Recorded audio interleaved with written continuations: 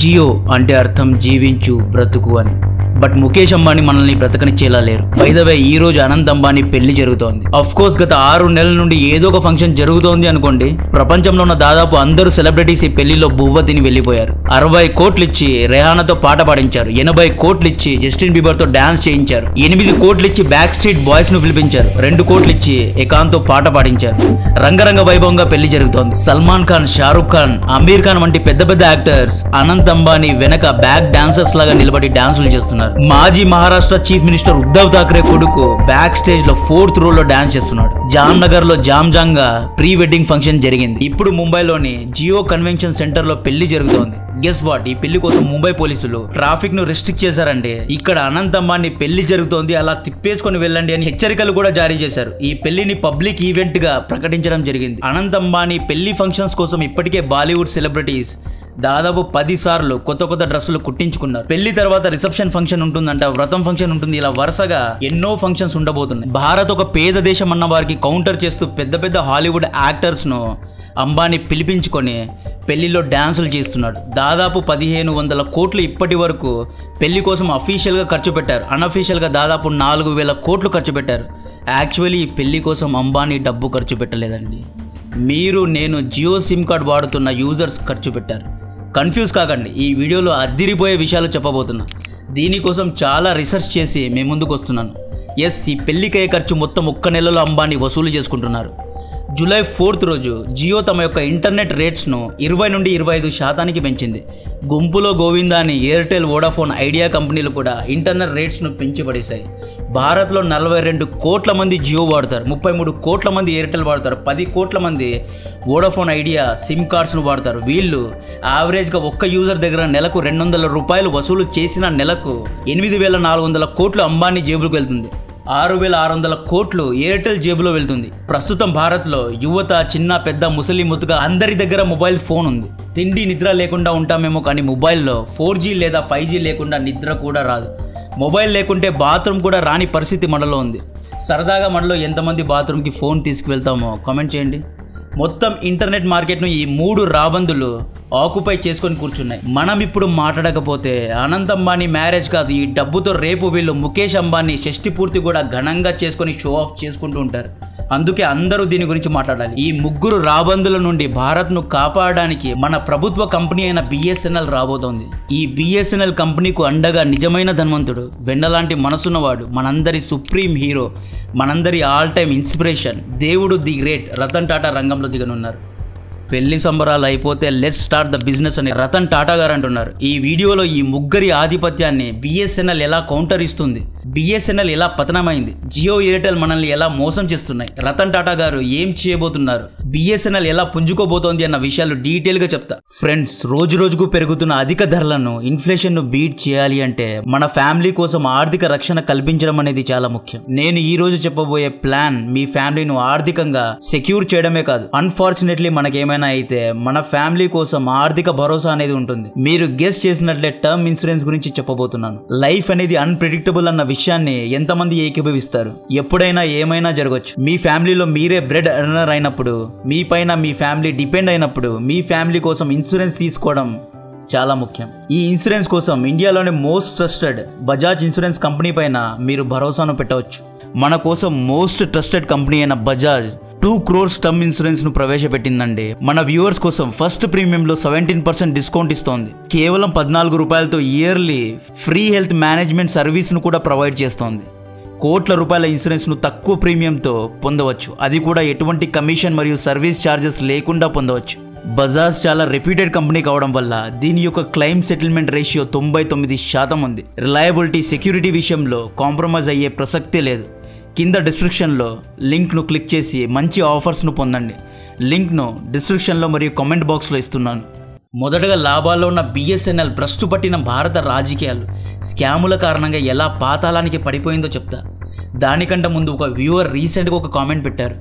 నువ్వు అంబానీని విమర్శిస్తున్నావు అంటే దేశాన్ని విమర్శించినట్లు అని కామెంట్ పెట్టారు. ఇక్కడ కొంతమంది గ్రహించాల్సిన విషయం, అంబానీ దేశం కోసం పని చేయడు, తన కోసం, తన ఫ్యామిలీ కోసం మాత్రమే పనిచేస్తాడు. అంబానీ ఒక పార్టీ కోసం పనిచేయడు, జియో కంపెనీ ఇంట్రెస్ట్ కోసమే పనిచేస్తాడు. కార్పొరేట్ మెంటాలిటీతో ఆపరేట్ చేసే కంపెనీ అండి ఇది. ప్యూర్గా అంబానీ వ్యాపారం దందా చేస్తాడు. సాఫ్ట్ ఇమేజ్ కోసం దానాలు ధర్మాలు చేస్తూ ఉంటారు. దాన్ని పక్కన పెట్టండి. ఫ్రీగా వీళ్ళు ఏమీ ఇవ్వరు. ఫ్రీగా ఇచ్చేవారైతే దేశం కోసం ఇంటర్నెట్ను ఫ్రీగా ఎందుకు ఇవ్వరు? ఎస్, అంబానీ వల్ల ఇంటర్నెట్ రెవల్యూషన్ వచ్చిందన్నమాట నిజం. అంబానీ కారణంగా ప్రజలందరిలో ఇంటర్నెట్ అందుబాటులో వచ్చింది. దీనివల్ల చాలామంది ఆన్లైన్లో చదువుకున్నారు. జియో కారణంగా సోషల్ మీడియా వచ్చింది. నాకు ఇప్పటికీ గుర్తుంది, 2011లో 300 MB డేటా కోసం ఎయిర్టెల్ దాదాపు 300 రూపీస్ ఛార్జ్ చేసేది. అండ్ ఆ 300 MB డేటా కూడా కొన్ని గంటల్లో లేదా కొన్ని రోజులు అయిపోయిన రోజులు కూడా చూశాను. సో అప్పట్లో ఎయిర్టెల్, వోడాఫోన్, ఎయిర్సెల్ వంటి కంపెనీల యొక్క కొమ్ములు విరిచిన వ్యక్తి ముఖేష్ అంబానీ. ఈ విషయంలో ఈయన్ను సెల్యూట్ చేయాలి. బట్ బిజినెస్ పరంగా చూస్తే జియో ఫ్రీగా సిమ్ అయితే ఇచ్చింది, కానీ 42 కోట్ల మంది కస్టమర్స్ను అక్వైర్ కూడా చేసుకుంది. 2014లో జియో సిమ్ కార్డ్ 1 కోటి మంది దగ్గర కూడా లేదు, కానీ ఇప్పుడు 42 కోట్ల మంది దగ్గర ఉంది. అంబానీ జియో సినిమా యాప్లో దాదాపు 25 కోట్ల మంది ఉన్నారు. అంబానీ మొదటగా ఫ్రీగా ఇంటర్నెట్ ఇచ్చి మత్తులో దించాడు. ఇంతకుముందు మనకు ఇంటర్నెట్ అలవాటు లేదు, ఇప్పుడు అడిక్ట్ చేశారు. ఇప్పుడు మనం అలవాటు పడిపోయాం. ఒక రోజుకి 1 GB డేటా కన్జ్యూమ్ చేసే అలవాటు మనకు వచ్చేసింది. ఇంటర్నెట్కు అడిక్ట్ చేసి ఇప్పుడు 42 కోట్ల ప్రజల దగ్గర అసలు వసూలు చేస్తున్నారు అంతే. ముఖేష్ అంబానీ ఒక పార్టీకి చెందిన వ్యక్తి కాదు. రేపు కాంగ్రెస్ పార్టీ గెలిస్తే ఈయన ఇంట్లో కాంగ్రెస్ పార్టీ నాయకులు ఉంటారు. మీరు కావాలంటే చూసుకోండి, అనంత్ అంబానీ పెళ్లికి ఇన్ని డబ్బులు ఖర్చు చేస్తుంటే ప్రభుత్వ నాయకులు కానీ ప్రతిపక్ష నాయకులు కానీ ఒక్కటంటే ఒక్క మాట కూడా ఎందుకు చెప్పడం లేదు? జియో టారిఫ్ రేట్స్ను పెంచిన తర్వాత కూడా ఒక్క నాయకుడు కూడా ఎందుకు ముందుకు రావడం లేదు? మీరే ఆలోచించండి. ఇవన్నీ కాదు, బెస్ట్ ఎగ్జాంపుల్ రోహిత్ శర్మ. 5 సార్లు ముంబై ఇండియన్స్కు క్యాప్టెన్గా ఉండి IPL టైటిల్ను కొట్టిన గ్రేటెస్ట్ ప్లేయర్. 2 ఏళ్ళు సరిగ్గా పర్ఫామ్ చేయలేదు అని, రోహిత్ ఏజ్ కూడా పెరుగుతోంది అని తెలిసి వీళ్ళేం చేశారో తెలుసా? గుజరాత్లో ఉన్న హార్దిక్ పాండ్యాకు కెప్టెన్సీ ఇచ్చారు. పాపం ఇక్కడ హార్దిక్ పాండ్యా తప్పేం లేదు, కార్పొరేట్ మెంటాలిటీ ఇలా ఉంటుంది అని చెప్తున్నా. They change their strategy if it is against their interest. వీళ్ళకు బంధం, జాలి, కరుణ ఉండదు. రోహిత్ శర్మను కూడా వీళ్ళు ఏదో రిలయన్స్లో మేనేజర్ను పీకి పడేసినట్లు పక్కన పెట్టారు. ఒక ఫేర్వెల్ పార్టీ లేదు, సన్మానం లేదు, ఏమీ లేదు. ఇప్పుడు రోహిత్ శర్మ క్యాప్టెన్గా ఇండియా వరల్డ్ కప్ గెలిస్తే మీరే చూడొచ్చు. రోహిత్ని పెళ్లి ఫంక్షన్కు పిలిచి కౌగలించుకొని ఏడ్చారు. ఇప్పుడు మనం చేయాల్సిన పని BSNLకు పోటయ్యి వీళ్ళ మోనోపలికు చెక్ పెట్టాల్సిన సమయం వచ్చింది. బట్ దీనికోసం BSNL దగ్గర 4G 5G నెట్వర్క్స్ ఉండాలి. ప్రస్తుతం BSNL దగ్గర 3G మాత్రమే ఉంది. 4G కూడా కొన్ని రాష్ట్రాల్లో మాత్రమే ఉంది. BSNL అనేది 2000లో అక్టోబర్ 1 రోజు భారత ప్రభుత్వం స్థాపించిన టెలికమ్యూనికేషన్ కంపెనీ. అంటే టవర్స్ కట్టి వైర్లెస్ సిగ్నల్స్ ద్వారా ఒక చోటి నుండి ఇంకొక చోటికి మాట్లాడే, కమ్యూనికేట్ అయ్యే ఫెసిలిటీస్ను అందించే ఉద్దేశంతో డిపార్ట్మెంట్ ఆఫ్ టెలికమ్యూనికేషన్స్ యొక్క ఆధ్వర్యంలో BSNL కంపెనీను స్థాపించారు. 1995 కంటే ముందు ల్యాండ్లైన్ టెలిఫోన్స్ ద్వారా మాట్లాడేవాళ్ళం. ల్యాండ్లైన్ యొక్క ప్రాబ్లం ఏంటి అంటే ఇంట్లోనే ఉండి ఒక చోటి నుండే మాట్లాడాలి. మొబైల్ ఫోన్తో ఒక కాల్ చేయడానికి 1995లో 30 రూపాయలు ఛార్జ్ అయ్యేది. ఈ రేట్స్ను తగ్గించాలి అనే ఉద్దేశంతో భారత ప్రభుత్వం BSNLను స్థాపించింది. BSNL వచ్చినప్పుడు Bharat Airtel, Vodafone, idea, Aircel వంటి ప్రైవేట్ కంపెనీస్ మార్కెట్లో ఉండేవి. వీళ్ళ కాల్ రేట్స్ చాలా ఎక్కువగా ఉండేవి. ఎయిర్టెల్, హచ్, ఐడియా వంటి కంపెనీస్ యొక్క టవర్స్ సిటీస్లో మాత్రమే ఉండేవి. వీళ్ళ యొక్క టవర్స్ విలేజెస్లో ఉండేవి కావు. అప్పట్లో ఎక్కువగా మొబైల్ ఫోన్స్ను సిటీస్లో ఉన్న వారే వాడేవారు. BSNL ఏం చేసింది? మారుమూల గ్రామాల్లో టవర్స్ను నిర్మించి విలేజెస్లో కూడా కనెక్టివిటీని పెంచింది. 2005లో BSNL దగ్గర 21% మార్కెట్ షేర్ ఉండేది.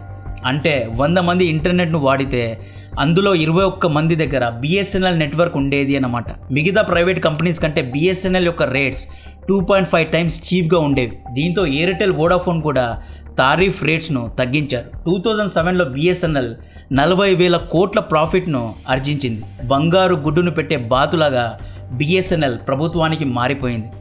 ఎయిర్టెల్ను వెనక్కి నెట్టి BSNL దూసుకుపోయింది. 2009లో మీకు పాత BSNL యాడ్స్ గుర్తున్నాయా? హిందుస్థాన్ బోల్ రహాయ్ అని వచ్చేవి. BSNLకు అప్పట్లో బ్రాండ్ అంబాసిడర్స్గా ప్రీతి జింటా, దీపికా పడుకునే వంటి యాక్టర్స్ ఉండేవారు.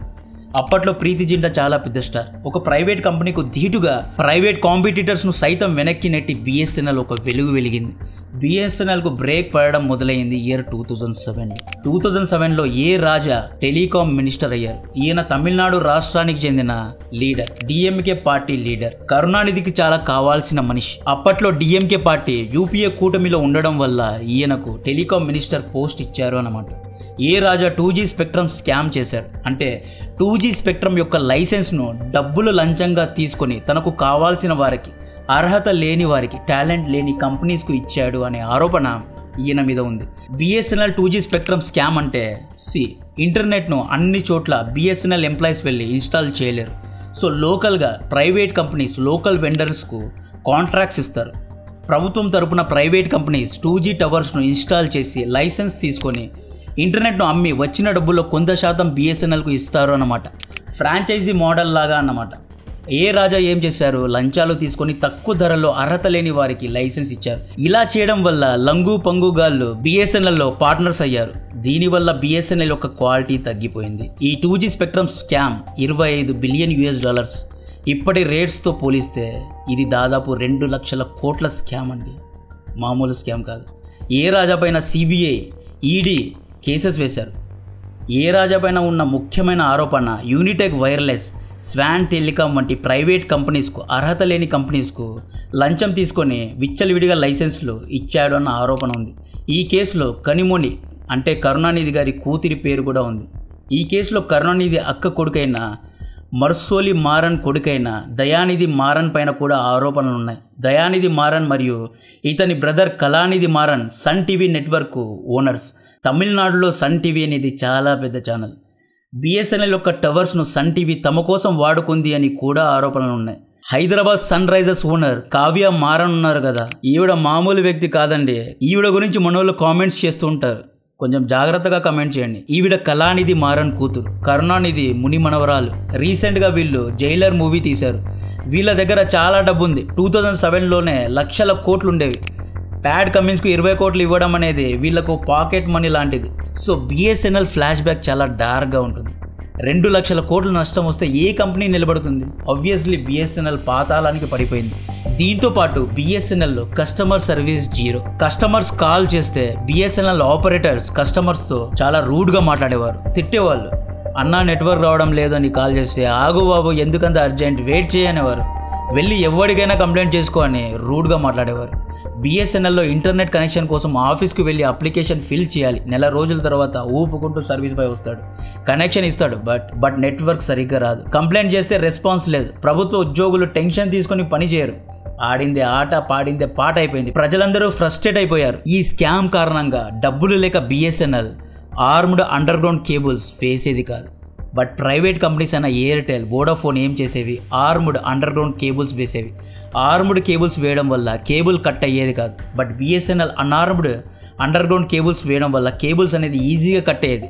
కేబుల్స్ కట్ అయితే ఇంటర్నెట్ వచ్చేది కాదు, నెట్వర్క్ ఇష్యూస్ వచ్చేవి. క్వాలిటీ విషయంలో బిఎస్ఎన్ఎల్ వీక్ అయిపోయింది. వీటన్నిటి కారణంగా ప్రజలు ఫ్రస్ట్రేట్ అయిపోయారు. 2012లో గేమ్ చేంజర్ లాగా ఎయిర్టెల్ 4G నెట్వర్క్ను ప్రవేశపెట్టింది. 4Gలో ఇంటర్నెట్ ఫాస్ట్గా ఉంటుంది. సెకండ్లో 64 MB డేటాను డౌన్లోడ్ చేయొచ్చు. టెక్నాలజీ పరంగా బిఎస్ఎన్ఎల్ వెనకబడిపోయింది. బిఎస్ఎన్ఎల్ దగ్గర 2G 3G నెట్వర్క్స్ ఉండేవండి. 3Gలో సెకండ్కు 1 MB కూడా డౌన్లోడ్ చేయలేం. సో అందరూ 4Gకు షిఫ్ట్ అయ్యారు. ఇంకొక పక్క బిఎస్ఎన్ఎల్లో గవర్నమెంట్ ఎంప్లాయీస్కి హై శాలరీస్ ఇవ్వాలి. దాదాపు 60% రెవెన్యూ శాలరీస్కే వెళ్ళేది. దీని కారణంగా కూడా నష్టం వచ్చింది. స్లోగా వోడాఫోన్, ఎయిర్టెల్ మార్కెట్ను క్యాప్చర్ చేసి కూర్చున్నారు. బట్ ఈ 2 కంపెనీస్ ఇంటర్నెట్ కోసం చాలా ఎక్కువ డబ్బులు ఛార్జ్ చేసేవారు. ఇయర్ 2012లో 300 MB కోసం ₹100 ఛార్జ్ చేసేవారు. ఈ 300 MB ఒక్క రోజులో అయిపోయేది. సో ఎయిర్టెల్, వోడాఫోన్ చెక్ పెట్టడానికి 2015లో జియో లాంచ్ అయింది. ఒక రోజు 1 GB ఫ్రీ, నీకు ఇష్టం వచ్చినంది చేసుకో, సిమ్ కార్డ్ ఫ్రీగా ఇస్తా, కాల్ ఫ్రీగా చేసుకో అని ముఖేష్ అంబానీ సెన్సేషన్ చేశాడు. ఎయిర్టెల్, వోడాఫోన్ వ్యాపారానికి ముఖేష్ అంబానీ గండి వేశాడు. జియో వచ్చిన తర్వాత ఎయిర్టెల్, వోడాఫోన్ రేట్స్ తగ్గించింది. మన భారత ప్రభుత్వం కూడా బిఎస్ఎన్ఎల్ను అప్గ్రేడ్ చేయడంలో విఫలమైంది. మన ప్రస్తుత ప్రభుత్వం అట్లీస్ట్ బిఎస్ఎన్ఎల్లోని 40% స్టాక్స్ డైల్యూట్ చేసి వచ్చిన డబ్బుతో అప్పులు తీర్చి సెమీ ప్రైవేటైజేషన్ చేసి ఉండాలి. 4G నెట్వర్క్స్ ను ఇన్స్టాల్ చేసి ఉంటే బిఎస్ఎన్ఎల్ బూమ్ అయ్యేది. రీసెంట్ గా జియో తారీఫ్ పెంచిన తర్వాత నేను స్టాక్ మార్కెట్ లో వెళ్ళి బిఎస్ఎన్ఎల్ స్టాక్స్ కొనాలని చూస్తే బిఎస్ఎన్ఎల్ స్టాక్ మార్కెట్ లో లిస్ట్ అయ్యలేదు. బిఎస్ఎన్ఎల్ యొక్క 100% షేర్స్ ప్రభుత్వం దగ్గర ఉన్నాయి. ప్రభుత్వం జియోకు కాంపిటీషన్ లేకుండా చేయాలి అని బిఎస్ఎన్ఎల్ ను నెగ్లెక్ట్ చేసిందా? యాక్చువల్లీ ఈ రోజు కూడా భారత్ యొక్క మారుమూల ప్రదేశాల్లో జియో లేదు, ఎయిర్టెల్ లేదు, బిఎస్ఎన్ఎలే ఉంది. ఈ గ్యాప్లో అంబానీ ఆడాల్సిన ఆట ఆడేశాడు. జియో టెలికాం, జియో మార్ట్ ఇలా అన్ని రంగాల్లో వచ్చేసాడు. ఇప్పుడు జియో దగ్గర 42 కోట్ల కస్టమర్స్ ఉన్నారు. ఈ కస్టమర్స్తో జియో ఏమైనా చేయగలుగుతుంది. జెరోదా గ్రోకు కాంపిటీషన్ లాగా జియో బ్లాక్ రాక్ కంపెనీస్ కలిసి స్టాక్ మార్కెట్ బ్రోకరేజ్ యాప్ను కూడా ఓపెన్ చేయబోతున్నారు. సో ఇంటర్నెట్ మోనోపలిని తగ్గించాలి అంటే మనం BSNL కు షిఫ్ట్ అవ్వాలి. BSNL 3G నుండి 4G నెట్వర్క్ అప్గ్రేడ్ చేయడానికి టాటా కన్సల్టెన్సీ సర్వీసెస్ అంటే టాటా గారు కాంట్రాక్ట్ తీసుకున్నారు. ఈ కాంట్రాక్ట్ యొక్క విలువ 1500 కోట్లు. ఈ కాంట్రాక్ట్ భారత ప్రభుత్వం డైరెక్ట్గా టాటా గారి ఇచ్చింది. భారత ప్రభుత్వం ఒక్కటే చెబుతోంది, BSNL ఎంప్లాయీస్ ఒక్కటే చెప్తున్నారు, మీరు ఏవైనా చేసి BSNLను అప్గ్రేడ్ చేయండి, 4G 5G చేయండి అని టాటా గారి పైన నమ్మకం పెట్టుకున్నారు. విత్ ఇన్ మంత్స్లో టాటా గారు BSNLను 4G నెట్వర్క్ చేస్తారు. కొన్ని అప్గ్రేడేషన్స్ చేసుకుంటే నెక్స్ట్ ఇయర్లో BSNLకు 5G నెట్వర్క్ కూడా వస్తుంది. BSNL బౌన్స్ బ్యాక్ అయితే మోనోపోలీ తగ్గి 3 కంపెనీలు ఇంటర్నెట్ రేట్స్ను తగ్గిస్తాయి. భారత ప్రభుత్వం కూడా BSNLకు సపోర్ట్ చేస్తోంది. ప్రస్తుతం BSNL 86,000 కోట్ల లాస్లో ఉంది. నరేంద్ర మోడీ గారి క్యాబినెట్ BSNLకు 4G 5G స్పెక్ట్రమ్ కోసం 700 MHz, 3300 MHz, 26 GHz, 2500 MHz కోసం దాదాపు 2 లక్షల కోట్లు గ్రాంట్ చేయడం కూడా జరిగింది. అలాగే BSNL యొక్క ఎంప్లాయీస్ తమ యొక్క రూట్ బిహేవియర్ను తగ్గించుకుంటే, సాఫ్ట్గా మాట్లాడితే డెఫినెట్గా BSNL అనేది జియో ఎయిర్టెల్ను వెనక్కు నెట్టేస్తుంది. ఇంతకుముందు నేను చెప్పిన బజాజ్ టర్మ్ ఇన్సూరెన్స్ యొక్క లింక్ను డిస్క్రిప్షన్లో కమెంట్ బాక్స్లో ఇస్తున్నా. లాస్ట్ మినిట్లో రష్ అవ్వకుండా వెంటనే అవైల్ చేసుకోండి. కాంటెంట్ నచ్చితే వీడియోను లైక్ చేయండి, ఛానల్ను సబ్స్క్రైబ్ చేసి అందరికీ షేర్ చేయండి. జై హింద్.